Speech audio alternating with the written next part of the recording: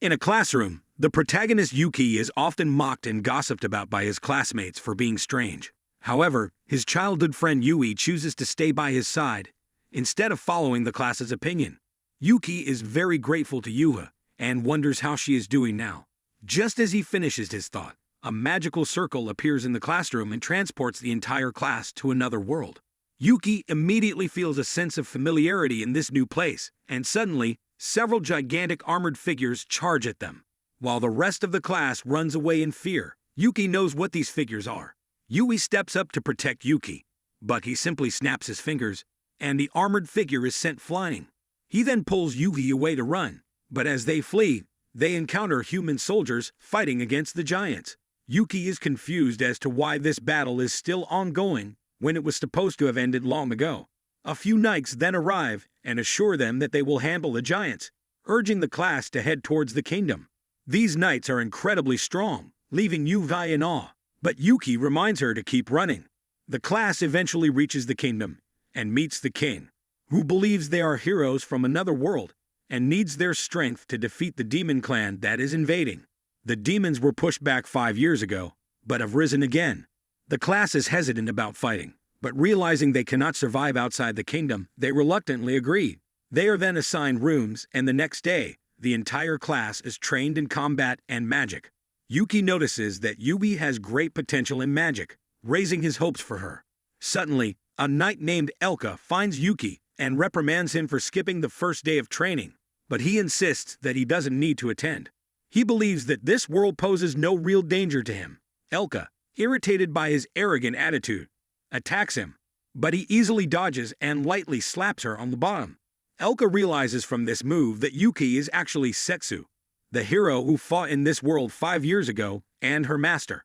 Elka had a masochistic streak and enjoyed being sat on by Setsu like a chair. Suddenly, the knight Grain appeared and asked what they were doing. Upon hearing that Yuki was indeed the legendary Setsu, Grain was also surprised. However, only Setsu could bring out this side of Elka. The three of them then went to meet a witch named Tia, who immediately recognized Setsu, because she could never mistake his magical energy. Although 5 years had passed, Setsu had returned. He then pondered about what had happened to this world in the 5 years he was gone. Tia noticed his contemplation and suggested they talk elsewhere. He had no idea how he had been reincarnated. All he remembered was that during the final battle, he and an opponent named Toma had a fierce fight. He was then transported to another world, and now summoned back here. Setsu wondered what had happened to Toma after the battle, only to learn that no one had found him. However, the fact that the giants were controlled by a curse, something only Toma could do, suggested he might still be alive. Grain was then summoned to a meeting by the king, since Grain had taken over the position of head knight that Setsu had left vacant 5 years ago. In the meeting, the king proposed launching an all-out war against the demon clan, although Grain mentioned that their envoy had not yet returned. The queen argued that since the demon clan had initiated the conflict and the hero was summoned to their side, it was a sign that destiny had decreed that humans should be the dominant race in this world. Most of the council sided with the king, leaving Grain with no choice but to comply. Meanwhile, Yui was practicing magic when Setsu approached her. She understood that magic was meant to harm others and disliked the idea of war. However, she decided to master magic to protect Setsu. That night, Setsu reunited with his 3 subordinates. Grain used the excuse of training the hero to buy some time before the full-scale war commenced, and during that time, Setsu decided to stop the war once again. If this really involved Toma, then it was even more imperative for him to stop him. Although all 3 wanted to accompany him, he refused, stating that they were needed here more. He would go alone, but first, he needed to gather the necessary items. The group then headed to the royal palace's storage room, which was guarded and off-limits. Using Tia's invisibility spell, they sneaked in. Elka and Grain went in first to deal with the guards, hiding them in a nearby crate. The group then entered, and Setsu found his great sword from before still there. Just as he retrieved the sword, the knocked-out guard was discovered, causing a commotion among the palace guards. Setsu and Elka decided to slip away while the palace was in chaos. After Setsu had been gone for a while, Yuhi arrived, wanting to follow him. He reluctantly explained that he had been summoned to this world for the 2nd time and intended to stop the war. He didn't want her to follow because he feared for her safety. Yui agreed, then used her magic to trim his hair. Setsu acknowledged her talent and flicked her forehead, telling her that if she could dodge next time, he would let her accompany him. Then a girl named Ruri appeared. She had a grandfather who was an artisan, and many years ago, a swordsman came to buy his wares. Initially, her grandfather refused to sell, but the swordsman offered a bag of gold, and he relented. Ruri was curious about her grandfather's pride as an artisan, but he admitted that exceptions could be made, especially for a large sum of money. Years later, her grandfather passed away, leaving her with the task of delivering the remaining jewelry he had crafted. On her journey, her horse suddenly sensed something and stopped. Despite her efforts, the horse wouldn't move, and soon after, a magical beast charged at the carriage, scattering the contents. Ruri tried to protect her grandfather's wares, but found herself confronted by the beast. She didn't know what to do when Setsu happened to pass by and dealt with the beast for her. She thought she needed to repay him, and told him to wait until she delivered the jewelry, but he said he was just helping out, and didn't want any money. He offered her a hand to help her up, and she recognized a familiarity between him and the swordsman from years ago. Setsu then decided to act as her bodyguard until she reached the nearby port city. They both rode on horseback because the carriage was wrecked, and Ruri only needed to deliver one item. However, she insisted that Setsu not see the item. By the next morning, they arrived at the bustling town near the port. The place had grown and prospered compared to many years ago. Setsu accompanied Ruri as she started looking for ship owners to hire a boat to the demon continent. However, the place was very dangerous, and no ship owner wanted to take her there. She was rejected by one after another. Suddenly, the royal guards approached and asked to see Ruri's trade permit. She had a permit, but they insisted on seeing her goods. When Ruri refused, Setsu stepped in to protect her. The guards intended to cause trouble, but noticing the attention from the townsfolk, they backed off, vowing to deal with Setsu if they got the chance. Ruri thanked him profusely for saving her twice. She then brought out some food for Setsu. He asked what her plan was if she couldn't find anyone to help. She said she would buy her own boat to get to the demon continent if necessary. Seeing no other option, Setsu agreed to help her, as he was also planning to go there. In return, he asked her to find a place to rest for the night because she looked quite exhausted. That evening, they found an inn to stay at. After taking a bath, Setsu suggested that she should also take one. She asked him to watch her belongings while she bathed. She showed Setsu the item her grandfather had entrusted to her. She explained that her grandfather was the most exceptional jeweler in the kingdom, and he had taken on the job of repairing this item for a swordsman. However, he passed away due to illness just after completing it, so she was now delivering it to the customer to finish her grandfather's unfinished business. Setsu recognized the item as something he had commissioned from her grandfather. When Ruri went to bathe, she felt relieved that she had fulfilled her grandfather's last wish. She believed Setsu was the swordsman from back then. That night, as they slept, the three soldiers from earlier sneaked in, intending to arrest them on suspicion of being demon spies. Setsu quickly realized this, woke Ruri, and escaped through the window with her. They were chased by the soldiers, but Setsu led them through narrow alleys and through trash cans to slow them down. Cornered at the port with no way out, Setsu jumped into the water with Ruri, where they were caught by a sea creature. This sea creature was Lavia, Setsu's pet. He asked Lavia to take them to the demon continent while the soldiers gave up and left. By morning, they had arrived at the demon continent. Upon reaching the shore, Setsu asked Lavia to deal with a kraken, resulting in her being sprayed with ink and turning completely black. Afterward, Lavia transformed into her human form and scolded Setsu for not helping her, letting her get this dirty. She was angry at him for disappearing for 5 years, and then reappearing just to use her as a boat. Ruri asked what they should do with the kraken, and Setsu fried it to treat her and Lavia as a thank you for helping him get there. Lavia informed Setsu that there were demon villages on this continent, and the demon king's castle was near a mountain. This was also where Ruri needed to deliver the item. The recipient was the demon queen herself. Ruri was shocked to learn her customer was such an important figure. Lavia planned to return to the sea since her job was done. Setsu wanted her to come along, thinking she could negotiate better with the demon king, but she refused, upset about how he had treated her. Suddenly, a few demon children approached, criticizing Setsu for not apologizing in an argument. To appease them, Setsu had to give each child a piece of fried kraken, and they finally persuaded Lavia to forgive Setsu. The three of them then decided to take the remaining kraken to a nearby village. The villagers were despondent because the kraken had prevented them from fishing for food. However, Setsu brought the kraken back for them to enjoy with their drinks. That evening, the whole village held a celebration. Livia was revered as the sea goddess, while Setsu was put to work frying the kraken. He was quite annoyed by all the tasks he was given and had to showcase his filleting skills before frying the kraken. Nearby, a demon general saw smoke rising from the village and, fearing an attack, rushed over immediately. Ruri asked Livia how she knew Setsu.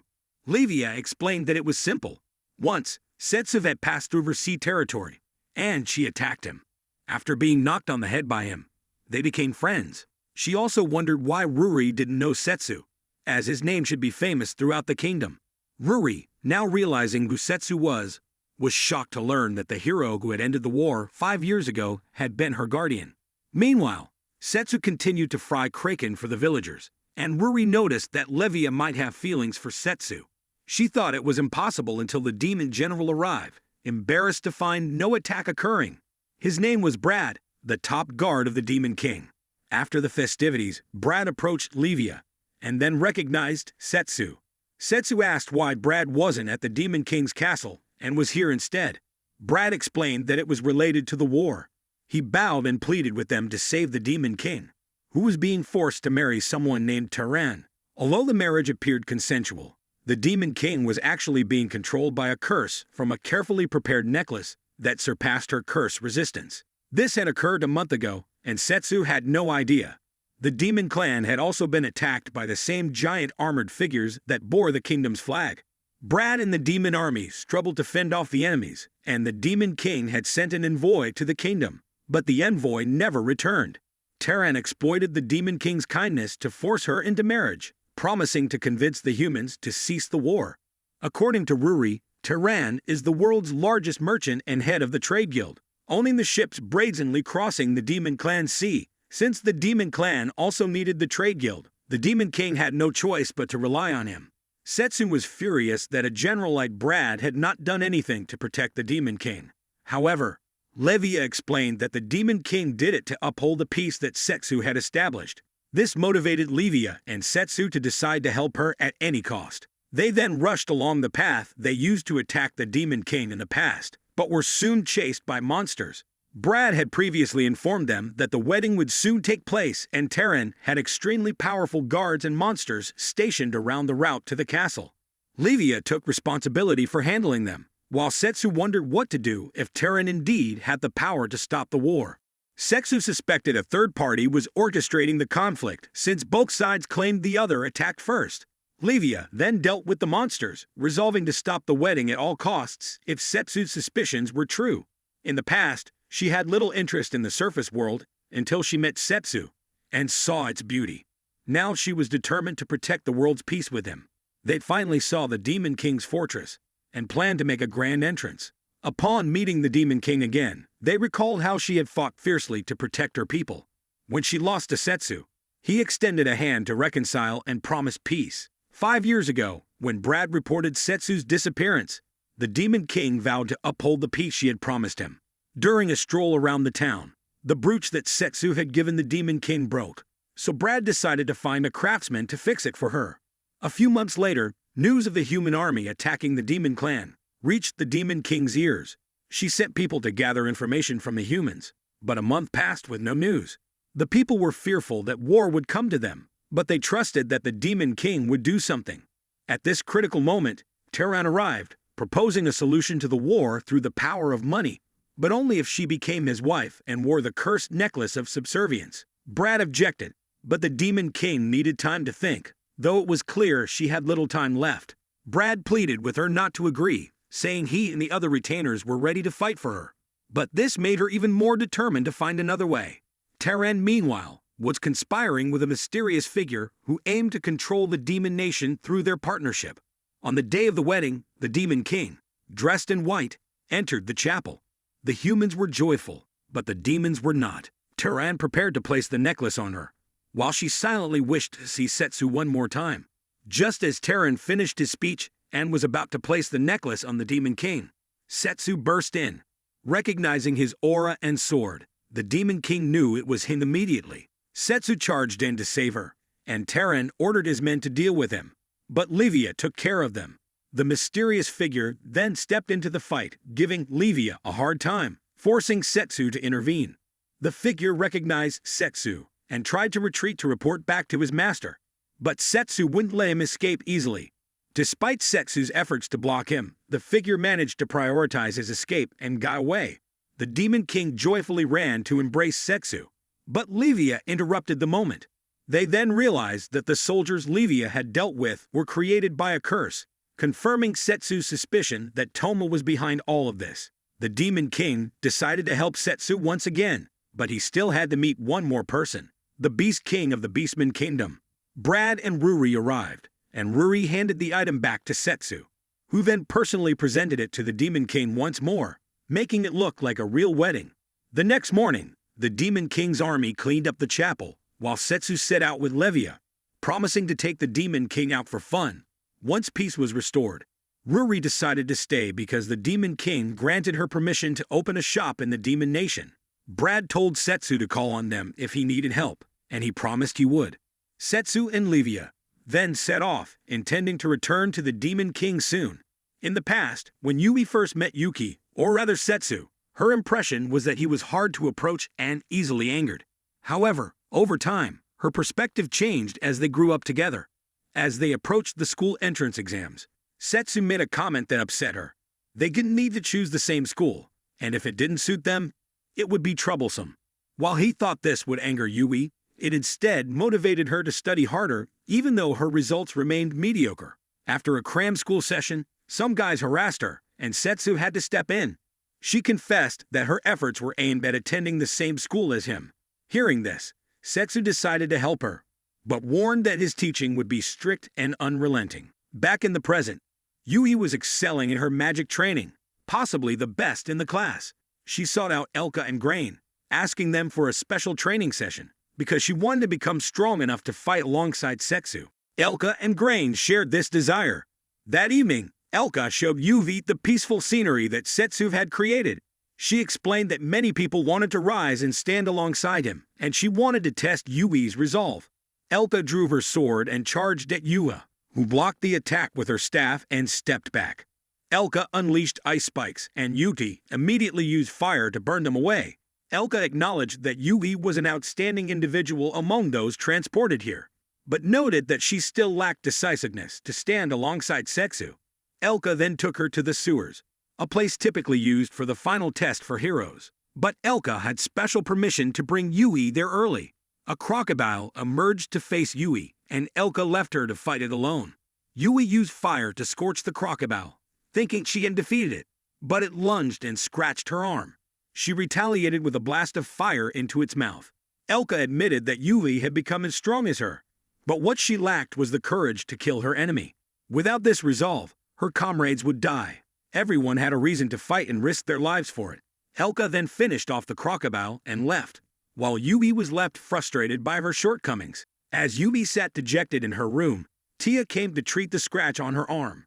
Tia offered some advice and asked why Yui wanted to become Setsu's strength. Yui explained how much Setsu had helped her, and Tia believed that Yui would soon find her own resolve, and when Setsu learned of it, he would have to respect her decision. Tia then reassured Elka that Yui was strong enough to protect herself. However, being strong enough to follow and fight alongside Setsu required more than just strength, but Tia believed Yui would manage. Later, Grain also visited Yui, and she asked him why he fought. Grain initially fought to trample others and protect his comrades. Over time, he lost the desire to trample others and only wanted to protect them. He believed Yui would soon find her own reason to fight. Yui continued to train hard, eventually demonstrating a powerful move that impressed everyone. She then went with Elka back to the sewers once more. Yui, now determined, wanted to try again. She faced the crocodile once more and launched a massive fireball, incapacitating it. However, she only used enough power to render the crocodile immobile for a short time without killing it. She remained steadfast in her resolve not to kill, and Elka accepted her decision. The next day, the entire class was acknowledged by Grain and prepared to head to the Demon Nation to fight. Although many felt discouraged by their limited training, Yui was different. She now confidently stood alongside Elka's group. Meanwhile, Setsu and Livia were traveling by carriage to the Beastman Kingdom. Setsu noted that Livia seemed lazy since she could have used teleportation magic for a quicker journey. Livia admitted that it consumed too much magic power, so she preferred to save it for their arrival at the port. She extended her hand, asking for more snacks when the carriage suddenly stopped. Two demon sisters boarded, and Setsu was surprised to recognize the older sister as his former student, the crybaby Elise. Setsu explained to Livia that he'd traveled with Elise for some time and taught her a few things, but never officially took her as a disciple. The younger sister was AniPear, Elise's sworn sister. Elise inquired about Setsu's 5-year absence, and everyone wanted to hear his story. Reluctantly, he explained, and though it sounded unbelievable, they trusted him because it was Setsu. He told Elise he was on his way to the Beastman Kingdom and asked for her help if possible. Elise wanted to help but was currently in trouble herself. Since Setsu's disappearance, she had taken on monster extermination tasks to train, and her latest assignment was to slay a dragon. She had arrived in a village and was taken to AniPear's house to stay. The house originally belonged to someone else who had found and adopted AniPear, treating her as a sister. However, since the dragon's appearance, her brother had gone missing. So Elise decided to become AniPear's big sister. Setsu suspected that AniPear's brother was dead, but Elise disagreed. She noted that villagers kept disappearing whenever the dragon appeared. It was possible that the villagers were killed by the dragon, but there were no signs of a struggle. Instead, it seemed as though they had been taken away. Elise had tried to lure the dragon out and told AniPear to hide temporarily. She then confronted the dragon and managed to stab its arm, forcing it to flee. Although she tried to pursue it, she soon lost its trail. When she returned to the village, nearly everyone was gone without a trace, except for AniPear. The next morning, they set out to find more clues, and encountered Setsu and Livia in the carriage. Livia found the situation alarming. Elise wanted to find AniPear's brother and ensure her happiness in the village. Setsu decided to help with the dragon issue. Livia suggested that the case might involve zombies and a necromancer in the village. However, AniPear said there was no such thing. Livia then mentioned sirens using their songs to lure people. But AniPear argued that the village was in the forest and sirens preferred seafood. Livia responded stubbornly, suggesting that sirens might like land food. AniPear countered that sea dwellers would have a different smell, ruling out sirens. Setsu then jokingly mentioned aliens and UFOs, causing Livia to smack him to make him serious again. He wondered if Livia had the power to make the entire village disappear, since she was somewhat similar to a dragon. Livia didn't like being compared to a lizard.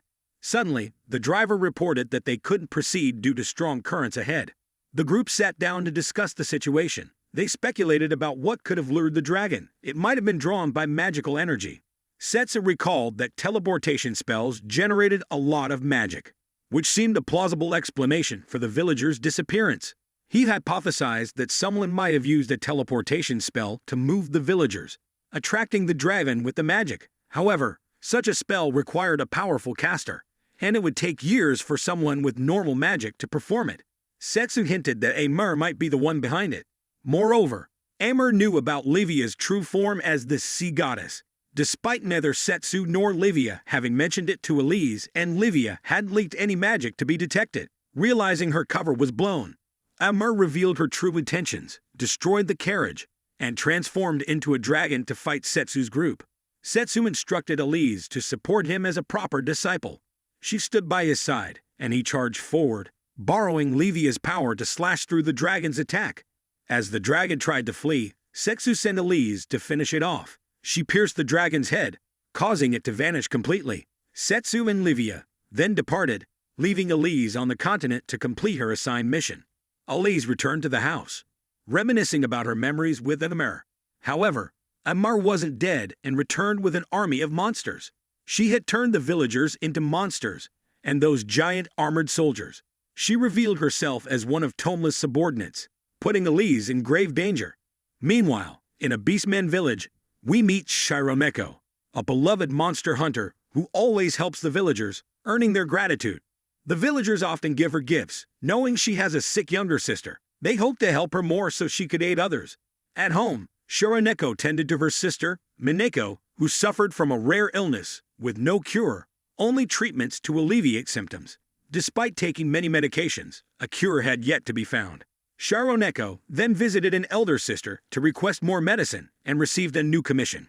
This time, the commission was to hunt down Setsu, with a reward substantial enough to support both sisters for life. As she received this news, Setsu and Livia arrived in the village.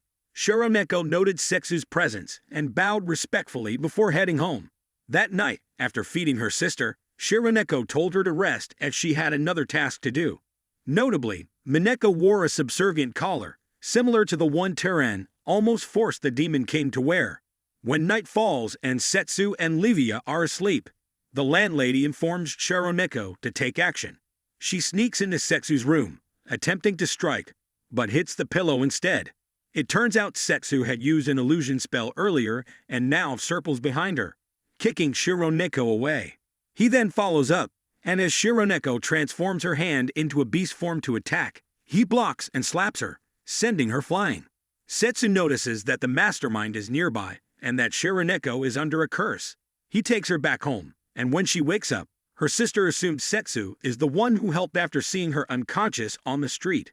Setsu explains that her sister is not sick, but under a curse. He then sees the bracelet and tries to remove it. It's quite difficult, so he pulls out a sword with a mouth. This sword will absorb the magical power from the bracelet, making it easier to remove. But a flying dagger forces Sharoneko to shield Setsu. The landlady appears, wanting to kill Setsu for Toma. Livia launches an attack, sending her flying, and decides to deal with her herself. The landlady mocks Livia, suggesting that a sea god on land is powerless. She then clones herself and charges, but Livia states that wherever she is, it is the sea. She defeats all the clones, and Sharoneko tries to reason with the landlady, but the landlady never saw Sharoneko as her sister. Livia then delivers a final blow and demands to know Toma's plan or face death. The landlady reveals that Toma intends to become a god and eradicate all other races in the world. She then takes the opportunity to escape. Setsu finishes his task, knowing he must stop Toma at all costs. Seeing the two sisters happily reunited, he feels somewhat reassured. The next morning, Livia complains about not getting any rest the previous night. Suddenly, the two Sharoneko sisters are waiting for him by the river, so he steers the boat towards them. They know Setsu is going to meet the Beast King and want to come along as they also wish to see the landlady again. Setsu reluctantly agrees to let them accompany him. Years ago, the Beast King's daughter, Ro, was trained by Setsu, as she was unwilling to become his subordinate. However, Setsu never mentioned becoming her master. Returning to the present, the Beast King is listening to a debate about what should be done in the upcoming war. Growing bored with the argument, he catches a familiar scent and tells his daughter, Ro, to greet the guest. Setsu is currently being stopped at the door by the guards who don't recognize him, but Ro rushes out to greet him. She runs up to hug Setsu and attempts to sneak a bite, only to be thrown to the ground by him. Seeing that Setsu is just as he was before, Ro grabs his arm and leads him inside. Upon entering, the Beast King is overjoyed to see Setsu and greets him with a wrestling move. The two were friends from years ago, and the Beast King notices that Setsu has changed a lot, but still retains his old spirit. To celebrate Setsu's return, the Beast King wants to throw a feast. He also wants to take the opportunity to have a match with Setsu, but Setsu declines, saying there are more pressing matters at hand. The Beast King is aware of the upcoming battle and of Toma.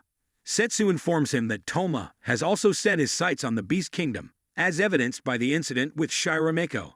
The Beast King asserts that if his brother needs help, he will not hesitate to lend a hand. However, a general named Luga arrives. Luga is both a general and Ro's fiancé. He does not agree to help Setsu, as there is no guarantee that after disappearing for 5 years, Setsu is still an ally of the Beast Kingdom. Even though the Beast King trusts Setsu, others do not. Therefore, the only way to unify the Beast Kingdom's opinion is through a duel. Luga challenges Setsu, declaring that the winner will have the right to make demands of the Beast King and Ro. The duel is set for the next day, and everyone is looking forward to Setsu's victory. The Beast Kingdom is strict about duels, but this tradition helps persuade others more easily. That night, Ro visits Luga and asks him to forfeit the duel. Knowing how strong Setsu is, Luga acknowledges that he is unlikely to defeat Setsu, but wants to see the difference in their strength. Additionally, he has been given a mark by a sorcerer to enhance his power, which makes him confident. Luga is determined to do everything he can to protect Ro, and she leaves. knowing she can't persuade this stubborn man and disliking him even more because of it. The next morning, the duel takes place and Setsu sees that this has already become a big event. It's not surprising since beastmen love these kinds of duels, so a large crowd is gathered to watch. Seeing how close Ro and Setsu are makes Luga even more resentful. The Beast King announces the start of the duel, and Luga charges forward, but Setsu effortlessly dodges and circles behind him. Luga attacks with a wind claw, but Setsu deflects it back, telling Luga to fight properly. Luga then transforms into his true beast form, but even then, Setsu easily grabs his tail and throws him to the ground, completely outmatching him. Setsu suggests to the Beast King that it's time to end the duel, but Luga, enraged, uses the cursed mark on his hand. The mark begins to manipulate Luga's mind, driving him into madness. He has harbored deep resentment towards Setsu for taking Ro from him, and now begins to bleed from the power of the curse. Setsu is knocked back and forced to take a sword from Levia to continue the fight. He cuts off Luga's hand, but it regenerates. Setsu seeks a way to save Luga and asks Ro to buy him some time so he can use the sword to absorb the curse. At this moment, Toma appears, causing Luga to lose his composure and greets Setsu. Toma reveals his obsessive nature, wanting to be with Setsu and willing to do anything to make Setsu a god, even if it means eradicating all other races and the people around Setsu. Setsu clearly despises this Yandir, knowing that if Toma harms innocent people, he will stop him. Toma informs him that the war between humans and demons has begun and challenges Setsu to see if he can stop it all. Toma then leaves, while Luga lies motionless on the ground. The Beast King regrets allowing the duel, but acknowledges that it's not his fault. Setsu decides to leave soon, and the Beast King promises to prepare his army and join him in the battle. Setsu then went to see Ro. She was still saddened by what happened to Luga, but she had managed to overcome it, setting aside her feelings because there were still things that needed to be done. 10 years ago, Setsu and a young man with white hair named Toma were summoned to this world. Setsu was asked to save this place, but he was furious that they had summoned him so recklessly without his prior consent, and that they were trying to shove the responsibility for their world onto him. Setsu then trained diligently, while Toma couldn't understand how Setsu could remain so calm. Setsu believed that regardless of whether they understood what was happening, their immediate priority was to become stronger. Toma was terrified of having to participate in a war, suddenly finding himself in a strange place, forced to fight against people he didn't know for reasons he couldn't comprehend. But Setsu argued that this was even more reason not to sit idly by and do nothing. Setsu wanted to survive and overcome everything together with Toma. He told Toma that they would end the war together. As warriors from another world, they needed to try to see if they could stop the war. Since they were from the same homeland, Setsu promised to protect Toma. Not long after, Setsu had grown significantly stronger and set out to explore the world. Toma, still a bit fearful, promised Setsu that they would meet again once he became stronger. Setsu then left with his team, and Toma, watching from behind, was determined to keep the promise they had made. After some time, Toma grew stronger and was granted the title of knight and the honorific of the Silver Hero by the king. He also had a small group of knights who constantly praised him. Toma believed he was getting closer to fulfilling the promise with Setsu, and that they would surely end this war together. Toma's group was willing to sacrifice their lives for him. Eventually, Toma, along with the kingdom's knights, attacked the stronghold of the demon tribe. The group successfully attacked the deepest part of the stronghold. Even though the opponents had surrendered to save their lives, Toma ruthlessly killed them all to end the war. His subordinates were somewhat frightened by this, but Toma instructed them to prepare for the return. Just as they were about to leave, a voice echoed from the statue behind them, and the bracelet on the statue emitted a massive amount of dark energy. It spoke, saying that Toma was filled with jealousy, despair, and the resentment of the weak. Toma wanted to leave, but the voice continued, saying it could see the desire in Toma's heart and would grant him the power to fulfill his deepest wishes if he wanted. The longing to fight alongside Setsu again overwhelmed Toma, and he couldn't resist seizing that power. After fighting on the battlefield for some time, Toma's entire group of knights perished. They hadn't lied when they said they were ready to sacrifice themselves for him. Feeling lost and unsure of what to do next, Toma received a summons from the king. He was informed of a ceasefire because peace had been established and the entire army was ordered to stand down. A peace envoy would soon pass through the area, and Toma was tasked with ensuring their safety. Shortly afterward, Toma saw the envoy's carriage and was shocked to find Setsu, the Demon King, the Beast King, and the Human King inside. They all sat down together to sign the peace treaty. As the treaty was signed, everyone began celebrating and repeatedly called out Setsu's name. That night, Toma approached Setsu to talk. Toma couldn't believe Setsu had managed to establish peace so quickly. But Setsu simply said he had wandered around, doing whatever he liked. He praised Toma for achieving greatness during his absence. However, before they could talk much, Setsu's companions called him to join the festivities.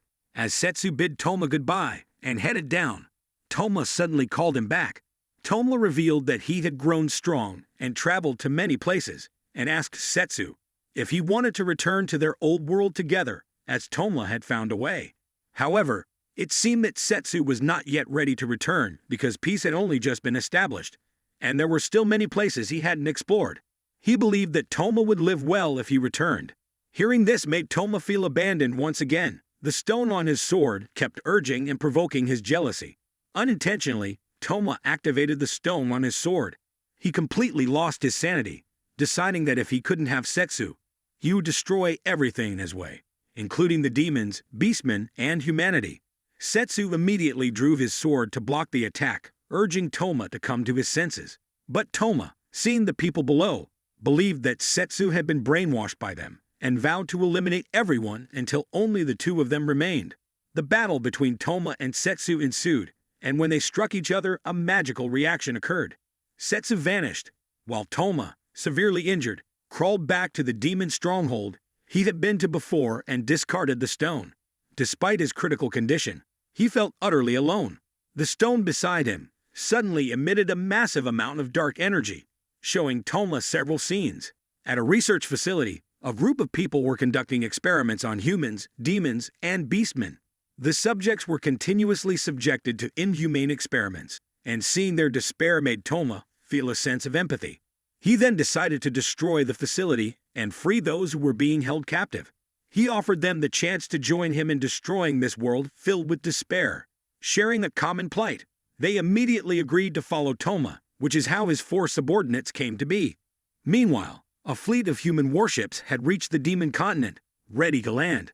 The current mission was ordered by the king, and the general wanted the soldiers to show the demons the strength of humanity. Yui's group had already detected Toma's magical energy on the demon continent. However, the problem was that they couldn't convince the commanders to stop because if they were suspected of being demon spies, it would be troublesome. Setsu had not responded yet, but Yui believed that Setsu would surely stop this war. So their task now was to buy time until Setsu returned. They also needed to ensure that the battle had as few casualties as possible. The group was ready, and soon, numerous small boats were released and approached the shore. Grain led the group, including Yui's class, and planned to flank and circle around. As the soldiers advanced, they were met with magical attacks from the demon army, but the humans also had mages on their warships to retaliate. The demons' fortress wall was soon breached, and soldiers from both sides began to clash. Yui's group was on one flank, and Grain instructed them not to pursue those who had fled or were incapacitated, but to push straight through and break into the interior. Grain's group advanced first, so Yui's class had no choice but to fight boldly instead of hesitating. One girl was left behind and was almost attacked, but Yui noticed and helped her. The demon army, overwhelmed, had to retreat across the river. Some boys in the class managed to take down a demon soldier and intended to finish him off, reasoning that in war, it was kill or be killed. Yui tried to stop them, arguing that the soldier was no longer a threat, but the boys were stubborn. Suddenly, numerous magic circles appeared and released giant suits of armor. At this moment, a red-haired female swordsman appeared and began sweeping through the battlefield, reducing the human forces. Grain and Tia, after defeating one of the armored figures, realized that inside these armors were humans. They then encountered the red-haired swordsman and were shocked to recognize her as Elise. The demon woman, whose real name was Melua, appeared and revealed that she had turned Elise into a puppet. She expressed her desire to turn the entire group into puppets to form a complete puppet team. Enraged, Elka charged at her, but Melua sent Elise to fight. Elise, having completely lost her consciousness, no longer recognized anyone, Melua then moved aside and summoned new opponents for the rest of the group. She used her own blood, splashing it onto the ground, transforming it into blocks of dark energy. From these grotesque forms emerged hideous creatures: a snake, a lizard, a monkey, and a dragon. The monkey targeted Grain, while the snake interrupted Elka's fight, causing her to retaliate by impaling it with ice spikes. Grain unleashed a powerful attack to defeat the monkey, but Melua sent 2 suits of armor to attack him. Tia had to use her magic from the rear to help Grain defeat both the armors and the dragon. Yui managed to deal with the lizard. Elise was then sent to fight, but Grain easily defeated her, leaving Melua to Elka. Elka managed to land a fatal blow on Melua, believing she had pierced her vital organs, assuring her death. Melua collapsed but soon stood up again, revealing that her body had been modified to have multiple sets of organs. Realizing she needed to use her trump card to drag everyone down with her, Melua sacrificed her life force to summon a chimera. She then jumped onto its head and merged with it. Determined to take everyone with her, Melua commanded the 3 heads of the chimera to simultaneously unleash energy beams. Yumi and Tia had to combine their powers to block the attack, but Melua taunted them, eager to see how long they could hold out. Suddenly, a butterfly flew by, and Elise, breaking free from control, stabbed Melua from behind. No one knew how she had managed to get there, or how she broke free. But it was clear that Elise still held some sisterly feelings for Melua, feeling heartbroken over her actions. With Melua's death, the chimera turned to stone, and Elise fell unconscious, but was still alive. Before the group could recover, a new subordinate of Toma appeared.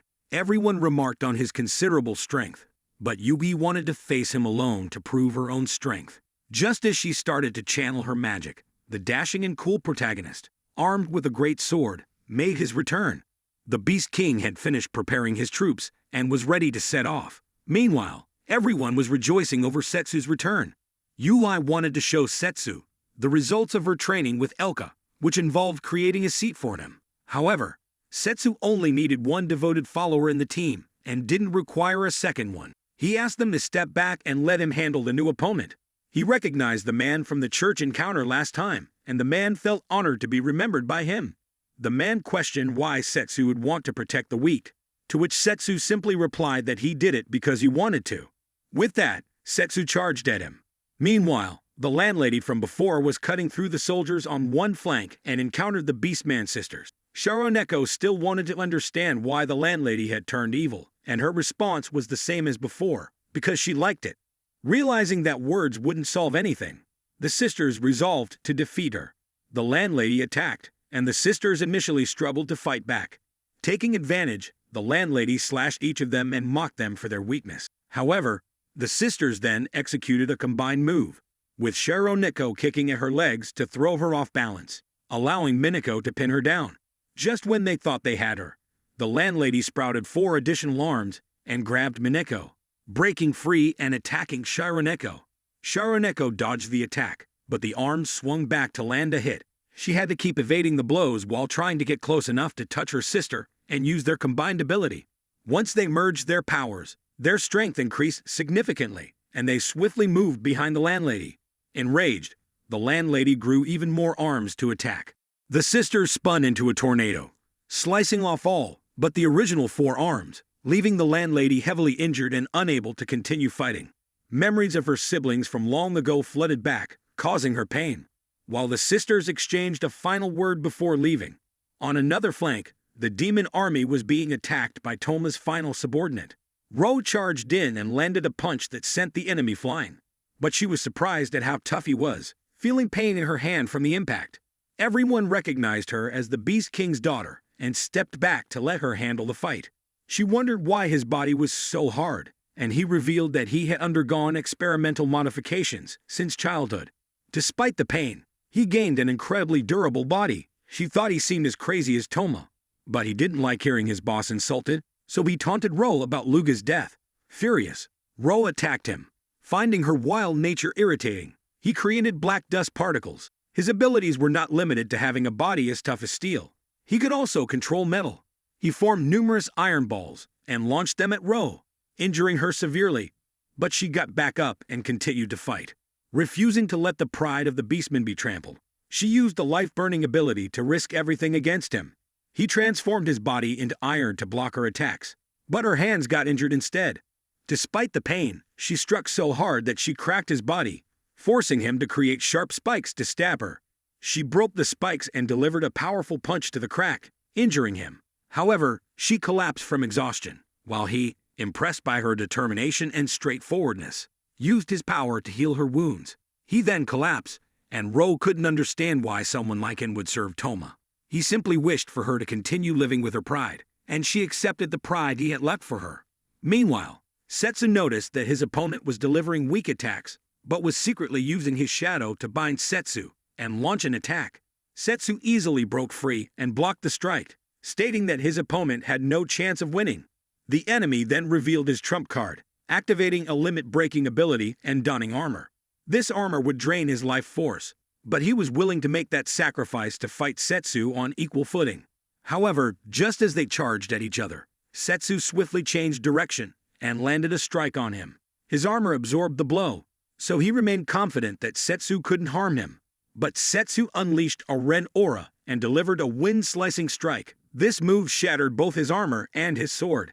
Setsu suggested that he stop fighting, but being a warrior at heart, he continued to charge at Setsu, even with a broken sword. Setsu called him a fool and knocked him out with a single blow. Toma noticed that all his subordinates had been defeated, but he had already reached the Demon King's castle. Setsu sensed the dark energy emanating from that direction, indicating the final boss had made his appearance. Levia arrived at the Demon King's location, and both recognized that the tide had turned in their favor. However, Toma had eliminated all the soldiers in the castle to get there. He wanted to see how they would struggle before Setsu arrived. Setsu quickly made his way to the castle and found the Demon King and Levia only slightly injured. He had nothing left to say to Toma, but Toma believed that once everything was destroyed and only the two of them remained, there would be plenty to talk about. Setsu charged at Toma, pushing him away from the two girls. Toma, noticing Setsu's unchanged strength, transformed his sword into an arrow and threw it, but Setsu deflected it. The castle roof was destroyed, and Setsu felt that this warm-up was enough. Toma launched several more arrows, but Setsu blocked them with wind slashes.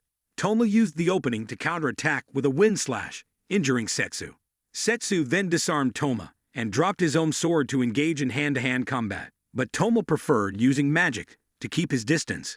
Toma knew that while Setsu was strong in close combat, playing this way would lead nowhere. He retrieved his sword to speed up the fight, transforming it into a cannon and firing directly at Setsu. Setsu dodged, but the mountain behind him was destroyed.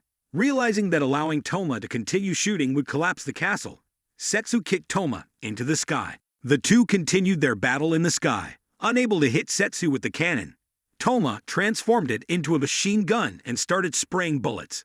Setsu retrieved his sword and blocked the rain of bullets, then drew his second sword to absorb the next barrage. The absorbed power allowed Setsu to unleash a double wind slash, which hit Toma hard. Meanwhile, Yui's group arrived on the scene. Seeing Setsu caring about others instead of him enraged Toma. He despised Setsu for always leaving him alone and unleashed a burst of power. Setsu realized that the dark energy was not Toma's own, but came from his weapon. Toma used a limit-breaking ability, burning his life force for more strength. Now wielding two guns, he continuously fired to prevent Setsu from approaching. Setsu dodged repeatedly, but Toma then aimed at the others, forcing Setsu to either let them die or stand in the line of fire. Setsu had his sword absorb part of the attack, but a stray shot still hit the castle, though it was weak enough to be blocked by a shield below. Seizing the initiative, Setsu launched a wind slash that Toma had to block, losing sight of Setsu in the process. Setsu closed the distance, landing a series of slashes that destroyed Toma's weapons. Toma, hit directly by Setsu, began to fall. Memories of the past flooded back, reactivating his bracelet and granting him more power, creating a much larger gun. Setsu had to use both swords to block, but the blast shattered his greatsword, sending him flying. Struggling to stand, Toma believed he had finally defeated the invincible Setsu, vindicating his decision to destroy the world. Setsu acknowledged Toma's increased strength but noted that power without reason was insufficient to win. He then trapped Toma in a barrier, preventing him from reaching his weapon. Setsu's sword completely absorbed Toma's power, leading Toma to realize his true desire was simply to be with Setsu. But Toma soon regained consciousness. Setsu had only intended for his sword to absorb the curse that had plagued Toma, as he had never forgotten his promise to protect him. Toma was confused about why Setsu would forgive him after all the terrible things he had done. Setsu explained that he forgave him because he wanted Toma to atone for his sins. He refused to let Toma die and wash away his guilt. The others soon arrived, and after some time, Setsu decided on a punishment for Toma. He had to use all his magic to cast a spell to send the other students back home. Setsu suggested that Toma should also return and continue his life on the other side. Setsu had negotiated this punishment with all parties involved, and Toma was deeply moved that Setsu had kept his promise to someone like him. Not long after, Toma performed the spell to send everyone back to their old world, but he chose to stay behind. He wanted to travel and see the world, just like Setsu had before. That evening, Setsu packed his bags to set off on another journey, and UV decided to join him. Elka wanted to come along, but had responsibilities with the knights and would join them later. Setsu and Yui went to see Livia to ask her to make a boat for them once again, but she had to deal with an attacking octopus first. Elise had recovered, and the Demon King had begun rebuilding the country. Setsu visited her, and she mentioned that Ruri had started selling fried squid, which was very popular. Setsu then stopped by the Beast Kingdom and was initially stopped at the gate, but this time 3 girls fell on him. Ro decided to train the 2 cat sisters to become stronger and team up against Setsu. Seeing that things were stable there, Setsu felt reassured to continue his journey, and the story comes to an end.